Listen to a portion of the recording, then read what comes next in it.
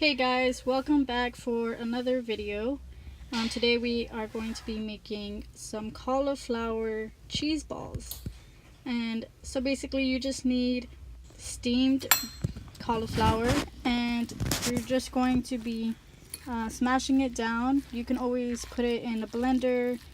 Just make sure that all of the cauliflower is soft and very easy to make into smaller pieces to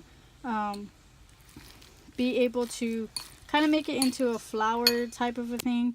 But of course it's going to be very moisturized because of the water that it has inside. So you're going to want to pat dry down all of the cauliflower and just try and get not all of the moisture or all of the water, but some of the water, or most of it at least, because you want to use the water to kind of combine the almond flour that we are going to be putting in.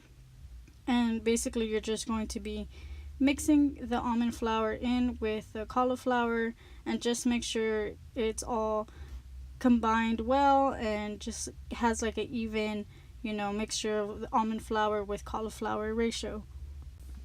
So then once you've got all of the almond flour combined with the cauliflower, we are going to be taking a little bit of the mixture to kind of get a feel of how it's like sticking. So you should be able to get it to combine very well and just make sure that it sticks together. Of course it's gonna be very not as sturdy as you would like it to be because it is very moisturized still. But like I said, you just want it to make sure that it sticks together well enough so that we can form a ball. And basically you should be able to just follow this recipe as it says, but if you just happen to have too much water in it or too much moisture, go ahead and try adding another teaspoon or tablespoon of almond flour, and that should help, just in case you guys are having a little bit too much trouble with getting it to stick together. So now that's a good consistency, we're going to be adding the cheese. And basically I just used about 1 teaspoon or 1 tablespoon depending on how big your ball is.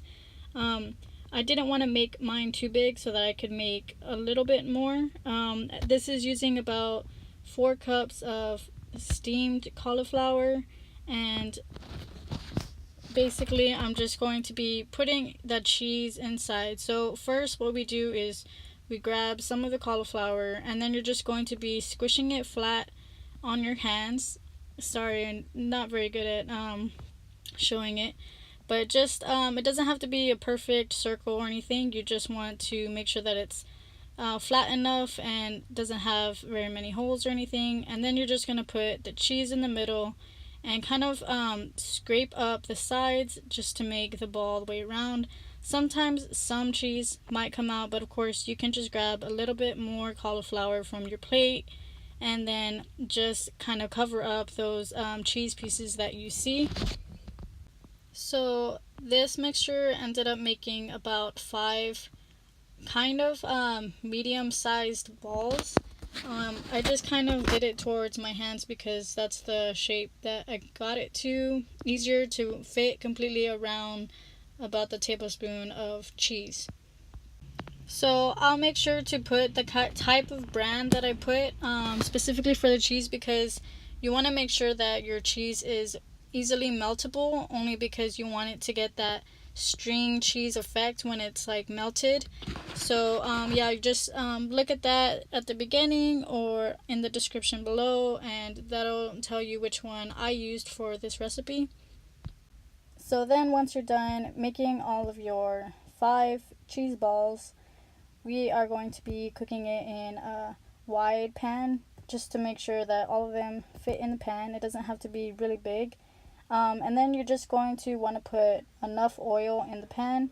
You don't want it to be super full, because although you are kind of frying the cheese balls, you kind of also want them to get that nice crust on the cauliflower all the way around. So you're going to want to let it sit in the pan for a little bit before moving it around.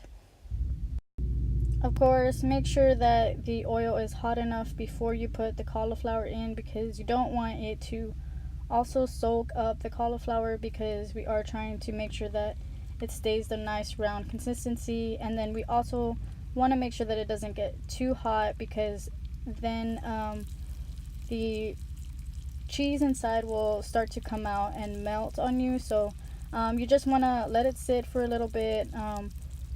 Make sure you give it some good amount of time before moving them. Of course, you can just kind of slightly test them by moving them a little bit just to see.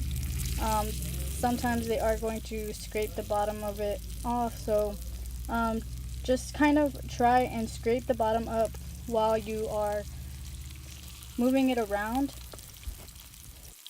So you are gonna have to keep flipping it, of course, just to make sure that you are getting a nice crisp all around the ball. You guys can probably try and do it in a higher amount of oil and see if maybe it will crust faster that way, but like I said, I wanted to make sure that each side was getting that nice toasty color to it, just to make sure that I get it all around the ball. And that's just the way that I made it. So you are free, of course, to try it in your own way if you want to add more oil and whatnot. I obviously just don't really like using too much oil, because I don't want to just use up and kind of just waste a lot of oil.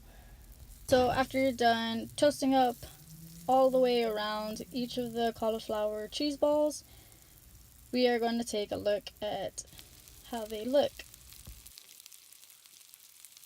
So as you can see, we have a nice brown color almost all the way around, and of course you got some charred black spots, but of course you can take those off if you don't like them.